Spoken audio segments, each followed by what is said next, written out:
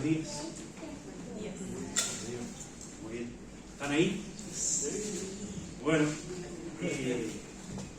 hoy vamos a, después de tener unos domingos con tema libre, vamos a estar comenzando con el Evangelio de Marcos. Estábamos ahí hablando, a ver, siempre nos gusta seguir sistemáticamente el estudio de libros.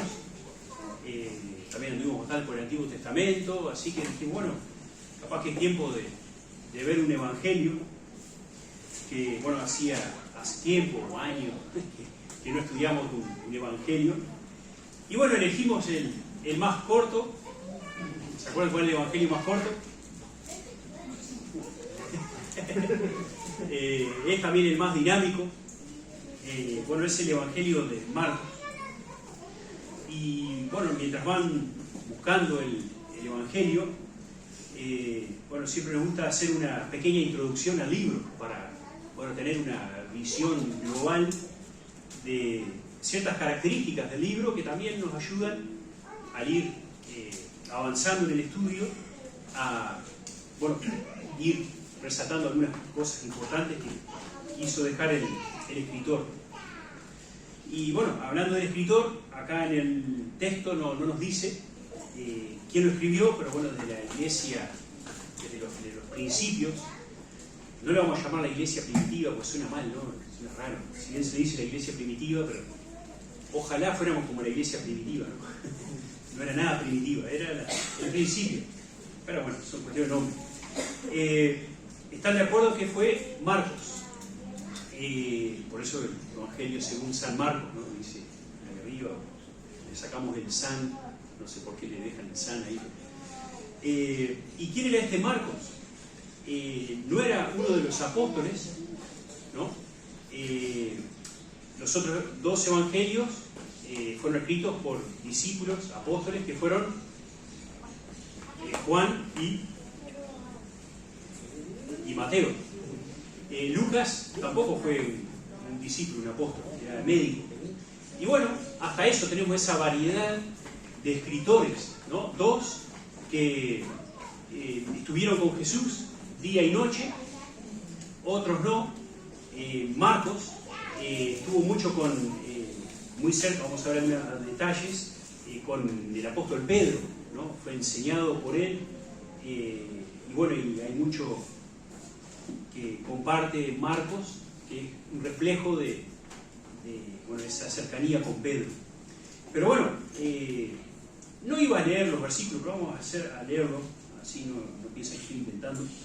Hechos capítulo 12, para conocer un poquito al escritor, a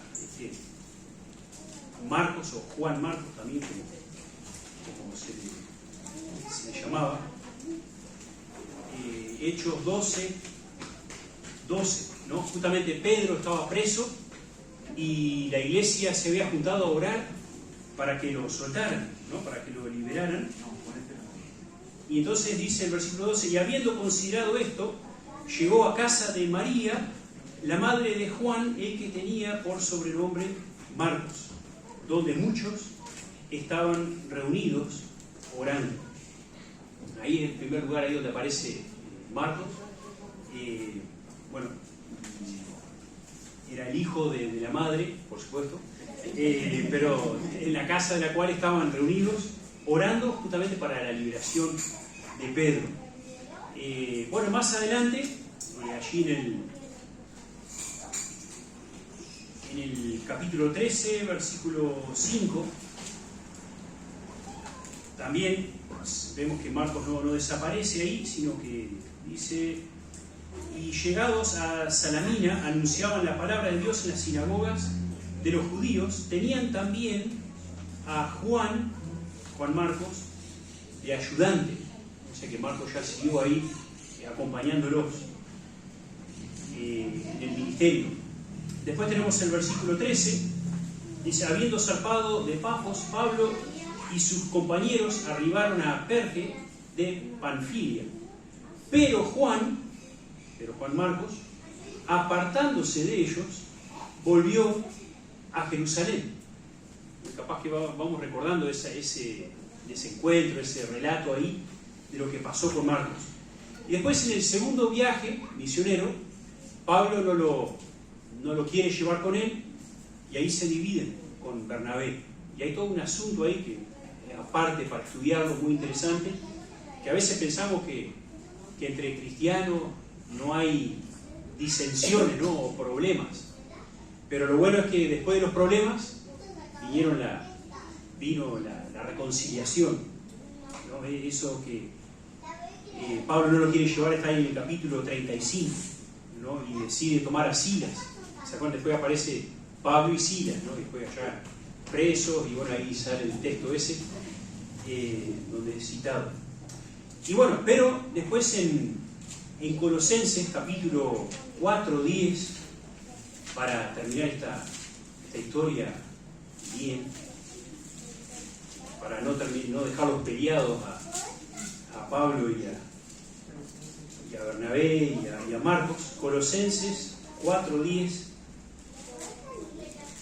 está escribiendo Pablo acá, dice: Aristarco, mi compañero de prisiones, os saluda, y Marcos, el sobrino de Bernabé, acerca del cual habéis recibido mandamiento, si fuera a vosotros, recibidlo. ¿No? Entonces ahí Pablo también en todos esos saludos menciona y reconoce a Marcos, y dice: bueno, recíbanle cuando llegue a ustedes. Y bueno, y acá termina escribiendo uno de los evangelios. Y bueno, ¿por qué esa cercanía a Pedro? ¿No? Podemos leer ahí en 1 Pedro 5:13, aunque tomamos unos minutitos buscándolo. 1 Pedro 5:13, acá está escribiendo Pedro, únicamente, dice: la iglesia que está en Babilonia, elegida juntamente con vosotros, y Marcos, mi hijo, os saludan. O sea que acá vemos esa cercanía entre Pedro, el apóstol, y Marcos, ¿no? Le llama mi hijo, bueno, como Pablo también llamó a otros su hijo, no hijo en la carne, sino en la fe. ¿Y por qué decimos todo esto? ¿Por qué es importante? Bueno, ¿de dónde sacó Marcos todo lo que escribió? Si no fue un testigo ocular, ¿qué autoridad tenía? Entonces no era como Mateo ni como Juan, que estuvieron ahí, pero sí Marcos fue enseñado de cerca por Pedro. Inclusive el apóstol Pedro es mencionado bastante ahí en todo el Evangelio, lo vamos a estar viendo a eso. Bueno, es un poquito para ver quién era el escritor, de dónde salió este Marcos. Y bueno, la fecha en que fue escrita, más o menos, entre los 64 y 68 antes de Cristo. Y bueno, fue escrito mayormente a... ¿Perdón? 64 antes de Cristo. Después. Ah, después de Cristo, antes. Me quedé con los profetas ya. Gracias. Y anoté antes de Cristo acá. Pero, bueno, 64 y 68 después de Cristo, exactamente. Y bueno, fue escrito mayormente a creyentes con la mentalidad romana, ¿no? Y bueno, un poco los que han estudiado más a fondo y por qué esto y dónde sacan. Bueno, hay muchos términos que se dan por sentados. Por ejemplo, hoy vamos a ver la palabra bautismo. Entonces, Marcos habla del bautismo y no explica qué es el bautismo. Entonces, se da por sentado que la gente que lee sabe lo que es, si no le estaría hablando chino. Lo mismo con el Espíritu Santo, ¿no? No se pone a explicar quién es, sino que, bueno, lo menciona. Y también están de acuerdo que está escrito más para la mentalidad gentil, como hemos dicho, ¿no? Los romanos, siendo que Marcos se detiene a explicar algunas palabras raras, términos, le menciono dos acá, y también algunos términos judíos. Por ejemplo, en el capítulo 5:41 vamos a ver en uno de los milagros de Jesús, que Jesús dice Talita Cumi, y después dice que traducido es: niña, a ti te digo, levántate, ¿no? O sea que esa expresión Marcos la pone textual, pero después la tiene que traducir para para los lectores, ¿no? Por eso los especialistas están de acuerdo que está escrito para gentiles y no para los judíos. Y también cuando está explica la tradición de la limpieza de las manos, ¿no? Y explica, bueno, para los gentiles no pasa nada, no se lavaban la mano y comían, no estaba el COVID todavía. Pero para los judíos era parte de las tradiciones y el mandato de Dios lavarse las manos. Entonces son cosas que Marcos explica. Muy bien, el punto principal acá, estoy mirando acá si no me comí ningún dato importante que quería comentar de Marcos. Bueno, me salteaba un pasaje lindo ahí en Filemón 4:24, hablando de la relación con Pablo, que Pablo le llama mi colaborador, ¿no? Hoy leíamos que, bueno, que lo reciban, ¿cierto? No es muy... Pero después Pablo a Marcos le llama colaborador, o sea, lo pone al par. Bueno, la fecha entonces, dijimos, del 64 y 68 después de Cristo, y a quienes fueron escritos. El punto principal de la carta. También uno está lindo comparar con otros evangelios, ¿no? El evangelio de Mateo, por ejemplo, estaban diciendo ¿qué tiene que ver si escribió a gentiles o si escribió a judíos? El evangelio de Mateo fue más bien dirigido a los judíos, y por eso es que está todos esos capítulos de las genealogías a los romanos, a los gentiles que les interesaba toda la genealogía allá que estaba predicha, pero a los judíos sí, para ellos era importante. Y bueno, detalles. El punto principal acá es demostrar a Jesús como el Hijo de Dios. Jesús, el Hijo de Dios, y vamos a estar hablando un poco de eso en el primer versículo ya. Ahora, antes de entrar al texto, el formato de la carta, como decíamos, es el más corto de los evangelios y se centra más en la acción, no tanto en la interpretación de las cosas. Hay otros evangelios que Jesús da una parábola y después hay otra porción que explica la parábola, ¿no? Acá, en este libro, se registran 18 milagros. 18 milagros, ¿no? No es cuánto. Eso es poquito para el lado de lo que hizo. Pero en comparación a otros evangelios, son muchos, ¿no? 18 milagros y solamente 14 parábolas. 14 parábolas. Entonces, vemos a Jesús más haciendo que hablando, ¿no? Vemos a un Jesús en acción. Bueno, tiene un modo de escribir gráfico y vigoroso, decía uno por acá, ¿no? Hay una palabra de acción, que no la voy a pronunciar porque no soy experto en griego, así que no la digo nada, pero la palabra de acción, que puede ser parecido a euthis. Si alguien está mirando que sabe griego, dice, tiene razón que no sabe nada. Pero bueno, ¿qué se traduce esa palabra que aparece 41 veces en el libro? Que ustedes lo van a ir viendo casi en cada arranque, que significa luego, pronto, enseguida, al instante, entonces, inmediatamente.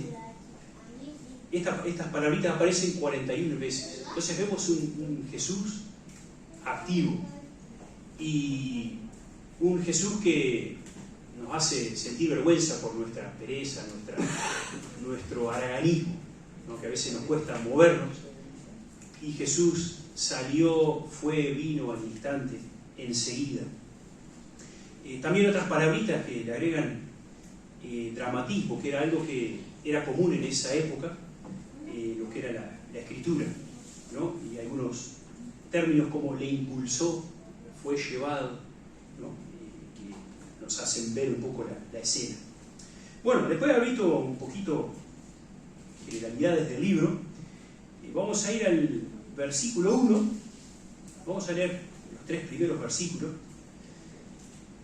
de Marcos. Dice, principio del Evangelio de Jesucristo, Hijo de Dios. Como está escrito en Isaías, el profeta: he aquí, yo envío a mi mensajero delante de tu faz, el cual preparará tu camino delante de ti. Voz del que clama en el desierto: preparad el camino del Señor, enderezad sus sendas. Ahí tenemos el primer versículo, que ya básicamente es el título, podemos decir, ¿no? Principio del Evangelio de Jesucristo, Hijo de Dios. Bueno, ahí tenemos el principio, ¿no? El principio, no es que ahí recién arrancaba todo, porque como leemos, ya estaba escrito, ya estaba anunciado, ya estaba planificado. Pero sí, Marcos se dedica a mostrar el comienzo, podemos decir, más visible o traído a lo que nosotros podíamos ver o experimentar, ¿no? Principio del Evangelio de Jesucristo. Evangelio, ya todos sabemos lo que es. Evangelio, buenas noticias. Pero las buenas noticias, ¿de quién? De Jesucristo. El término Jesucristo es interesante, ¿no? Porque a veces aparece Jesús solo, a veces está Cristo, está Mesías, pero Jesucristo, ¿no? Ese nombre combinado, mostrando esa parte humana y divina, ¿no? Jesús fue el nombre, uno de los nombres que, bueno, el ángel dijo a María, bueno, ponele Jesús, que significa, Jesús significa Salvador, ¿no? Jesucristo, Salvador. Y también se asocia con el ser humano, Jesús, ¿no? Ahí podemos decir, ahí viene Jesús, ¿no? Y si vemos los relatos, casi siempre se menciona Jesús, así como dice Pedro, Juan, Jesús, ¿no? Pero Jesucristo ya le da otro saborcito, porque justamente Cristo es el ungido de Dios, el enviado. Puede haber algún otro Jesús, ¿no? Todos conocemos capaz algún Jesús por ahí, pero Jesucristo creo que a nadie se le ha animado a ponerlo, ¿no? Entonces, Jesucristo, y como se explica después, el Hijo de Dios. A mí una vuelta hace años, un hermano, un siervo de muchos años, se ve que yo cuando hablaba, así como estoy haciendo ahora, decía muchas veces Jesús, Jesús, Jesús, Jesús. Y viene después y, bueno, me agradece por el mensaje, dice, no me acuerdo exactamente el término, pero decía, decí Jesucristo, o Cristo. Y en un momento yo dije, estoy haciendo referencia a Jesús, en mi mente lo acepté, no me enojé ni nada. Pero claro, después viendo y el significado, está interesante esa llamada de atención. No es Jesús, Jesús, sino Jesucristo, ¿no? El Hijo de Dios. Y bueno, así decide arrancar, bajo inspiración divina, Marcos, ¿no? Principio del Evangelio de Jesucristo, Hijo de Dios. Y como veíamos creo en la primera reunión, y a veces decimos, hay cosas que las sabemos. Sabemos que Jesús resucitó, sí, que Jesús es el Hijo de Dios, pero qué importante estos detalles, que no son tan pocos detalles. ¿Y por qué? ¿Por qué? Porque si vemos en la historia, el enemigo quizá es el que ha motivado a muchos a hacer qué con Jesús, a correrlo, ¿no? Nuestro hermano Clark hoy mencionó como a 4 nombres, es más, aparecieron después en los tiempos como otros Jesuses, ¿no? Otros Mesías, otros enviados, que fracasaron enseguida y terminaron ahí nomás, ¿no? Ya sabemos que no eran Jesucristo, el Hijo de Dios. ¿Por qué es importante entonces? Bueno, porque a Cristo siempre se le ha querido correr del centro de atención. Si pensamos en nuestra ¿cómo decir?, la religión oficial de nuestro país, que no vamos a decir el nombre, pero ya todos sabemos. Si ustedes dicen, ¿quién es el personaje principal de ahí? ¿A quién se menciona más? No me responden. Pero ustedes saben, Jesús está por ahí, sí. Y en alguna estatua está como chiquito bebé, pero como que hay otras imágenes que sobresalen. Jesús está, sí, ahí. Pero acá es el centro de esta buena noticia. Y hijo de Dios. Acá me aproveché de unos puntos interesantes que no yo, sino estudiosos de toda la vida, rescataron de la importancia del término hijo de Dios. Y Jesús es declarado como hijo de Dios por de varias partes. Y simplemente vamos a mirar los versículos rápidamente. El Hijo de Dios, ¿no? Ponía acá la segunda persona de la Trinidad. Primero fue declarado Hijo de Dios, ¿por quién? ¿Se acuerdan? ¿Quién lo declaró? Hijo de Dios. Esto está acá mismo, en el versículo 11, vamos a mirarlo. Si bien no vamos a llegar ahí hoy, pero mencionamos el versículo. Dice, y vino una voz de los cielos que decía, tú eres mi Hijo amado, en ti tengo complacencia. Después en el monte de la transfiguración, no lo leemos, pero en el capítulo 9 lo vamos a ver, versículo 7, ¿se acuerdan que habían hecho las derramadas? Y bueno, después todo desaparece, ¿y quién queda? Jesucristo. Y otra vez, del cielo el Padre, este es mi Hijo amado. Declarado por Cristo de los cielos, ¿no? Los que estaban ahí no tenían otra que creer, ¿no? Si salió esa voz de por allá arriba, debe ser. ¿Y saben quién más? ¿Por quién más fue declarado Hijo de Dios? Por los menos pensados, pero por los mismos demonios. Vamos a ver capítulo 3, versículo 11. Dice, y los espíritus inmundos al verle, a Jesús, se postraban delante de él y daban voces diciendo, tú eres el Hijo de Dios. Capítulo 5, versículo 7, otra ocasión más. Y clamando a gran voz dijo, también este demonio, ¿qué tienes conmigo, Jesús, Hijo de Dios Altísimo?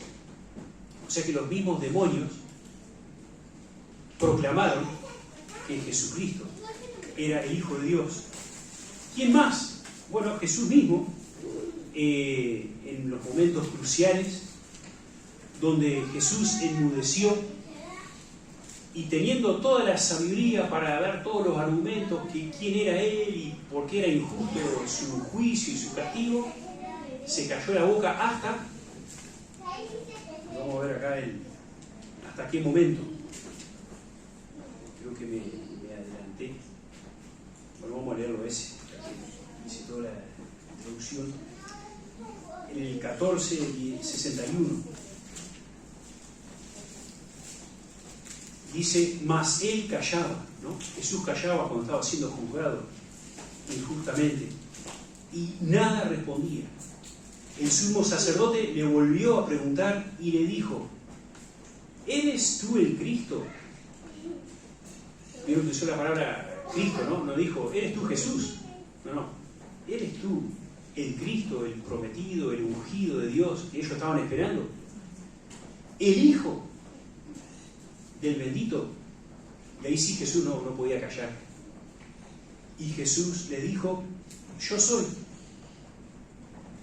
Y veréis al Hijo del Hombre sentado a la diestra del poder de Dios y viniendo en las nubes del cielo.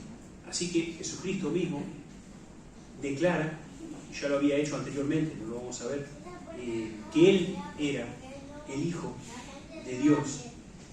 Y creo que la declaración, todas las declaraciones son fuertes, pero hay una que es bien fuerte entre todas las otras. Cuando ya Jesús estaba crucificado y muriendo, ¿quién le declaró como el Hijo de Dios? ¿Recuerdan? El centurión. ¿Y de qué nacionalidad era el centurión? Romano.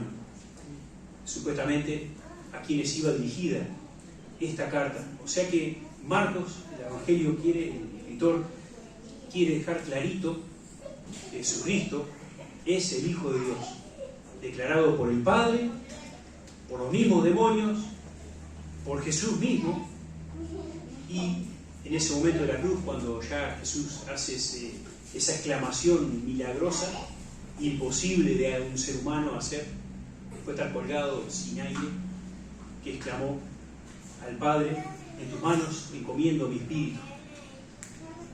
Ahí fue que este centurión romano y una persona encumbrada lo mira y reconoce: este era verdaderamente el Hijo de Dios. Y yo por ahí pensaba, ¿no? Y como ya dijimos, cómo está esa tendencia de sacar el título de Jesús como Hijo de Dios. No sé ustedes si han conversado con gente, ¿qué opinión les han dado de Jesús? O de Cristo Jesús, o de Jesucristo. ¿Qué les dice la gente que es? Un profeta más, ¿no? Hay mucha gente que reconoce, sí, Jesús vino, hizo muchos milagros, existió, no es un cuento, pero es un profeta más. Que era un buen maestro, que hablaba cosas correctas, pero nada más. Exacto.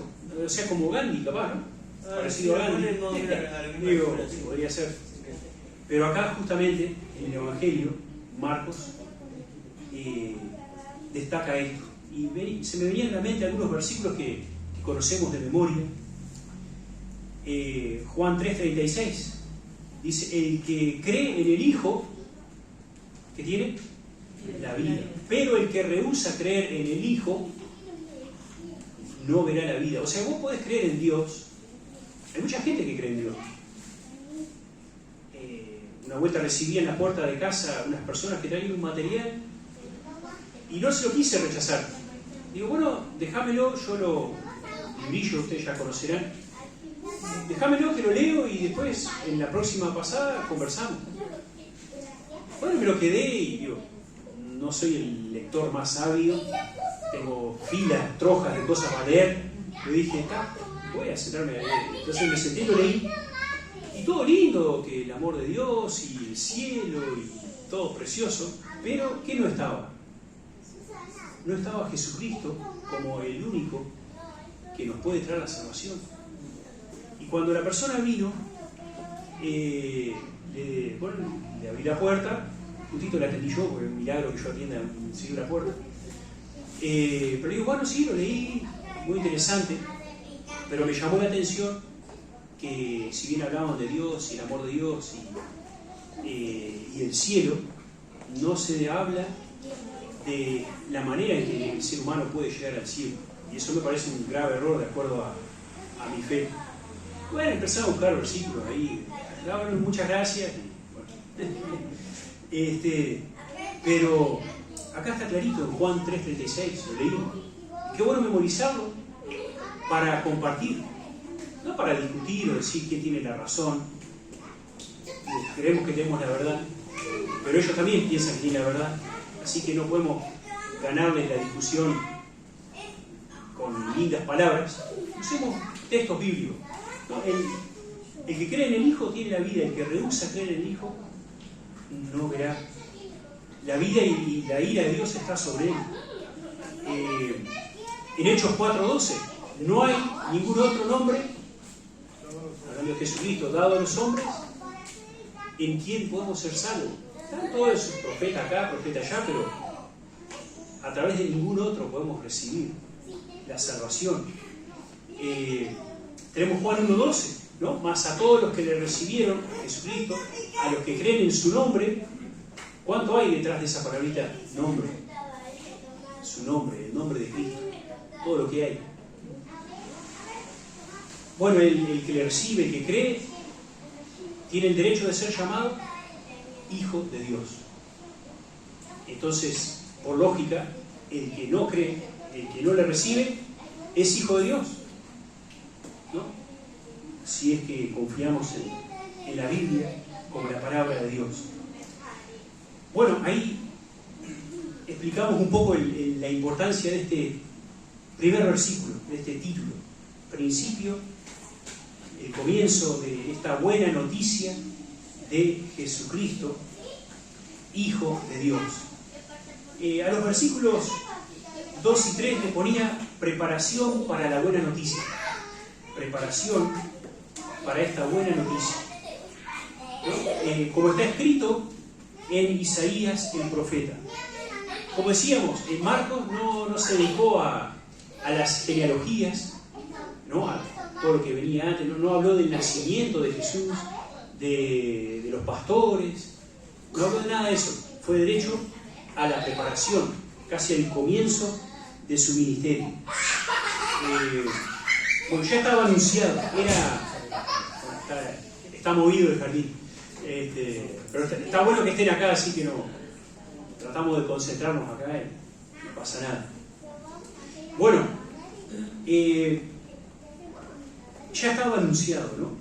Y no era una improvisación ahí de Dios, ahí, bueno, ¿y qué hacemos ahora? Bueno, vamos a hacer esto. ¿No? Ya estaba anunciado, ¿no? Los lectores del Antiguo Testamento, que conocían grandes pedazos de memoria, pero no aplicaban ni un poquito, sabían todo esto, de que Jesucristo el Mesías iba a venir, pero iba a ser anunciado de antemano por alguien.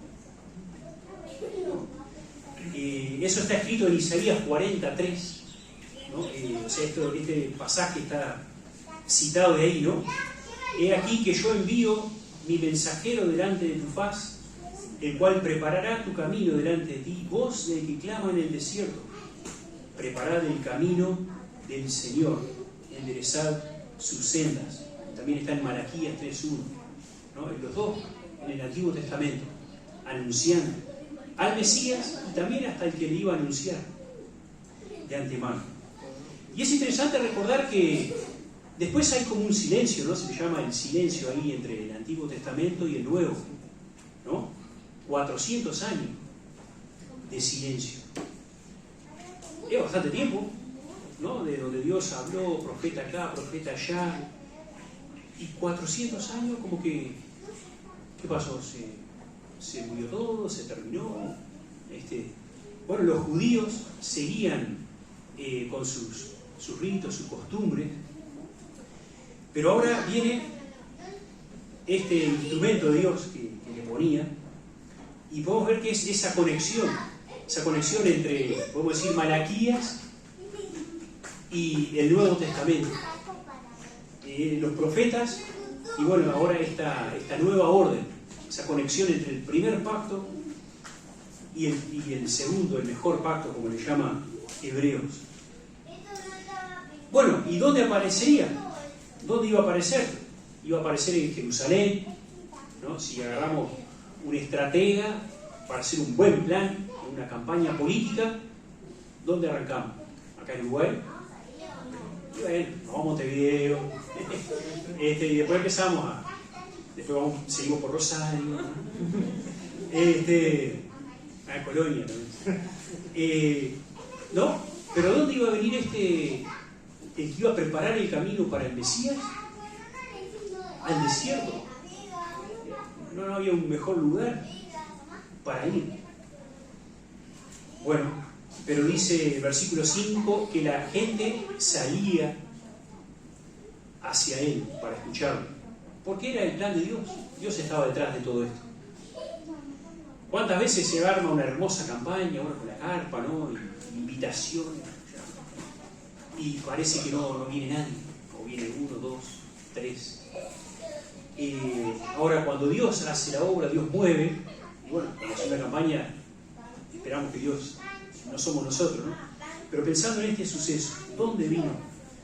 Y los judíos sabían eso, que algún muchacho iba a empezar a clamar en el desierto para preparar el camino del Mesías, que los judíos esperaban el Mesías, lo esperaban, Nosotros porque sabemos el final, ¿no? Que lo termina matando, pero ellos estaban esperando el Mesías.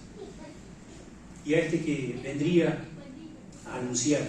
Eso también me hace recordar a Jesús mismo. Cuando estudiamos, creo que estudiamos Mateo, ¿no? Hace unos años, lo compartimos en algún momento. ¿Dónde empezó Jesús su ministerio?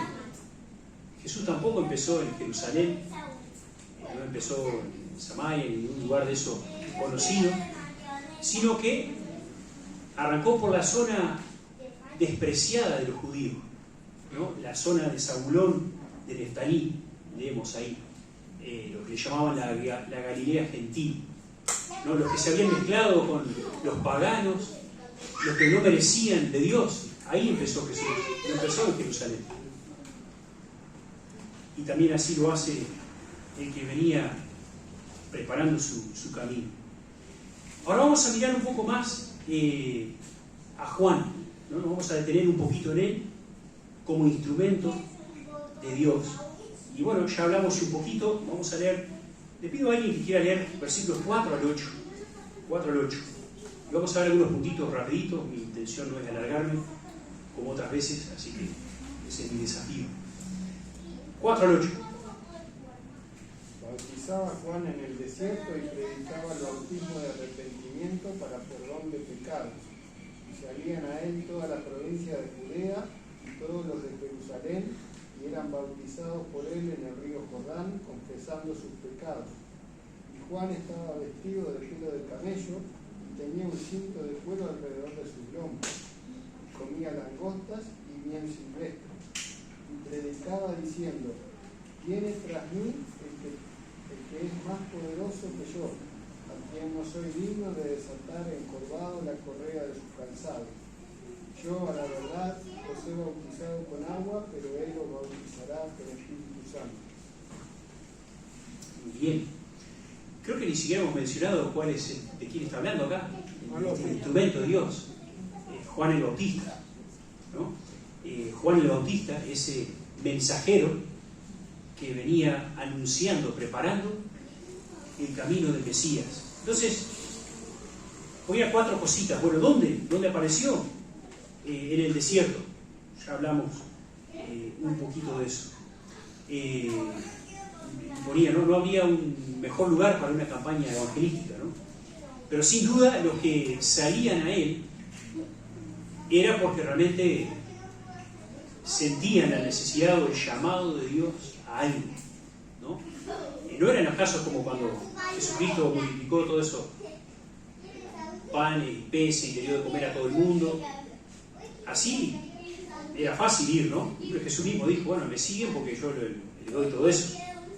Pero bueno, sin duda acá la gente que salía a Juan era porque realmente estaba interesada, sabía, tenía una idea quién podría ser esto. ¿Y qué hacía Juan? Juan dice que predicaba y bautizaba el bautismo del arrepentimiento para perdón de pecados, ¿no? Esto hay que explicarlo un poquito. ¿Sí? Bueno, para los prosélitos era común bautizarse, que ya empezando bautizar significa sumergir, ¿no? Entonces los prosélitos eran gente de otras naciones que querían hacerse judíos, ¿no? Abrazar, entonces abrazaban la fe judía, las costumbres. ¿Y cómo hacían ellos para identificarse con la nación judía? Se bautizaban, se sumergían bajo el agua. Ese era un bautismo que existía entre esos 400 o antes también, en ese tiempo de silencio. Ahora, este era otro bautismo, no era un bautismo para hacerse judíos. Dice que este bautismo tenía algo más profundo, ¿no? Era el bautismo del arrepentimiento, ¿no? Ese bautismo, esa expresión externa como es ahora, ¿no? Ahora cuando nos bautizamos estamos expresando exteriormente lo que creemos adentro. Pero esta gente estaba mostrando un corazón arrepentido, ¿no? Y acá dice que era para perdón de pecados. Entonces ya había una conciencia de pecado, de estar mal delante de Dios. Entonces Juan predicaba esto.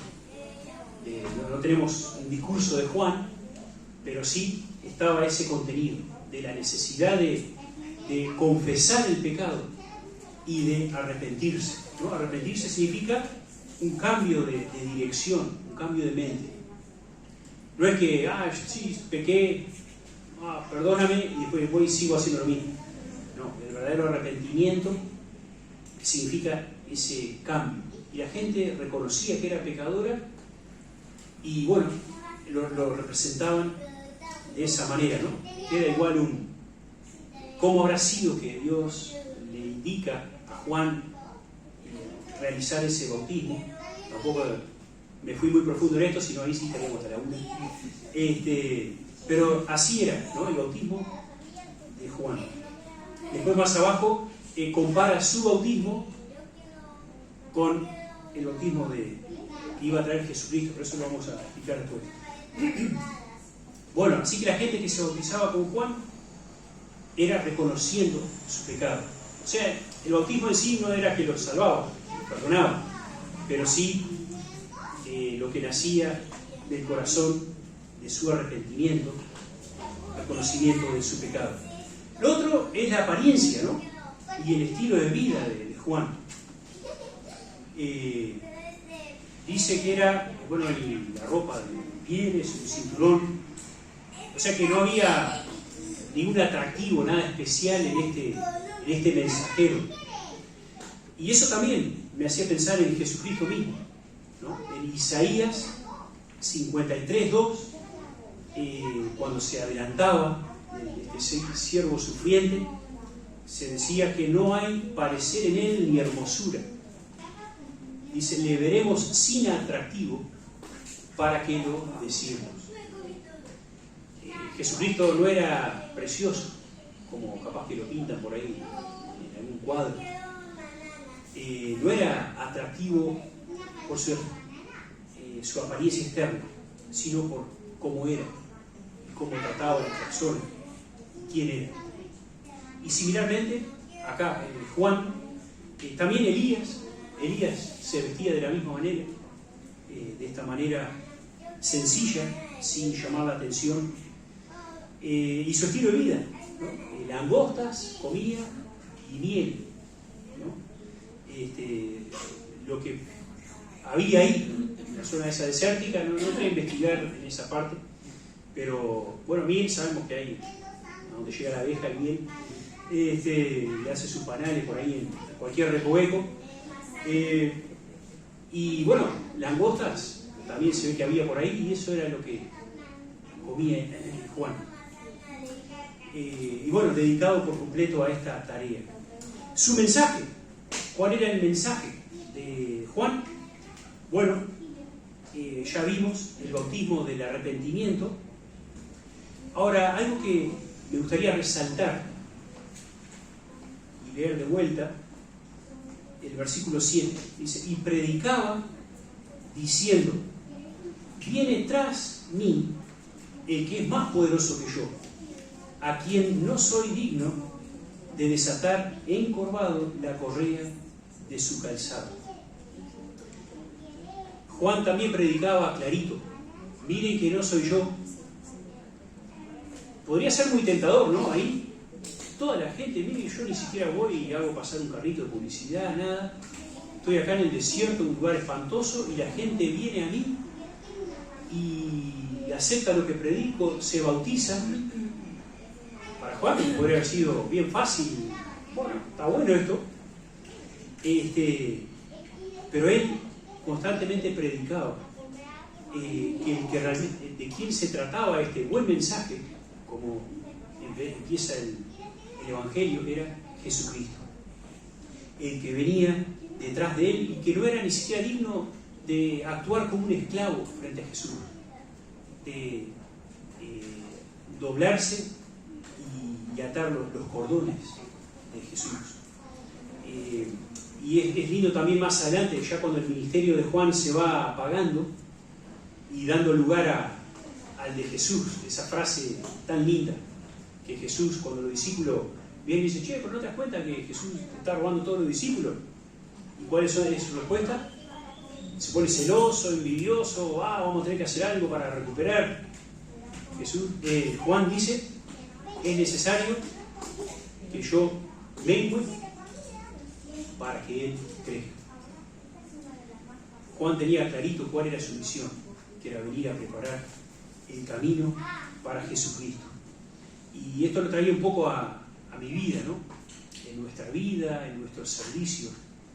¿De quién se trata todo lo que hago? De todo lo que sirvo en la iglesia, en todos lados. Pero capaz que en la iglesia se aplica más. U otros ministerios. ¿Cuál es la finalidad? La finalidad es mostrarme yo, es decir, oh, qué bien que hago esto, qué bien que hago lo otro. O tengo claro, como lo tuvo claro Juan el Bautista.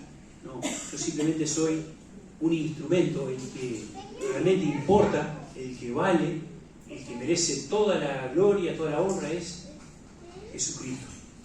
Que así sea con nosotros. Y bueno, el último versículo ahí explica Juan, ¿no? Yo, en el versículo 8, yo a la verdad os bautizo con agua, pero Él os bautizará con Espíritu Santo. Qué diferencia, ¿no? Acá está haciendo referencia a lo que pasaría en el Pentecostés, y bueno, y de ahí en adelante. Todos aquellos que recibieran a Jesucristo como su Salvador serían bautizados con el Espíritu Santo, haciendo referencia a esa llenura de nuestra vida de la misma persona, de la tercera persona de la Trinidad, el Espíritu Santo, vendría a morar en nosotros, ¿no? Tampoco está hablando del otro bautismo que hacemos ahora, no es ese bautismo, pero Jesucristo vendría a introducir ese bautismo, la posibilidad de que el Espíritu Santo viniera sobre las personas al haber creído en Jesucristo, al haberse arrepentido, al haberse confesado, parecido a lo que la gente ahí tenía que hacer con Juan, ¿no? Pero diferente, ya mirando a la persona de Jesucristo como su Salvador. Y ya después va a pasar, ya va a quedar para la próxima, el bautismo de Jesús. Pero lindo observar la vida de Juan como ese instrumento en las manos de Dios. Y como conclusión pensaba, ¿no? Nunca dejemos de disfrutar y de profundizar en este Evangelio, de este buen mensaje que nos ha llegado a nosotros. Ese plan perfecto de Dios a través de los tiempos que nos llevó a nosotros para reconciliarnos con Él a través de Jesucristo. Y también pensaba, ¿no?, en animarnos a proclamar, a ser estos Juanes Bautistas, por decir, que proclaman el mensaje, no exaltándonos nosotros mismos como pensado, sino proclamando la persona de Jesucristo, para que otros también puedan disfrutar de esta nueva vida, esta esperanza de vida eterna y también una vida con sentido acá en la tierra. Y bueno, acá los que estamos acá los conozco, no sé, alguno que pueda mirar después por internet, pero me hacía la pregunta por ahí atrás, ¿no? ¿Qué pienso del Señor Jesucristo? ¿Quién es el Señor Jesucristo? Hay muchos que creen en Dios, o sea, creen, saben que existe un creador, pero nunca han tenido un encuentro personal con este único nombre, con Jesucristo, que es el único que nos puede salvar a través de su sacrificio en la cruz. Así que podamos disfrutar de esto y compartirlo con los que nos rodean. No nos olvidemos de esto, como lo que comentaba en la primera parte, que lo podamos vivir. El otro domingo compartíamos de no descuidar esta salvación tan grande. No nos distraigamos no nos deslicemos, sino que cumplamos ese plan tan lindo que Dios tiene para cada uno de nosotros. Oramos para terminar. Padre, queremos agradecerte por tu palabra. Y bueno, nos maravillamos en la riqueza que hay en ella y cuánto más nos falta por conocer, por descubrir. Y eso nos anima a seguir leyendo, a seguir estudiando, a no conformarnos con pequeños pensamientos, sino realmente queremos, Señor, conocer más a fondo tu palabra, conocerte más a fondo a ti.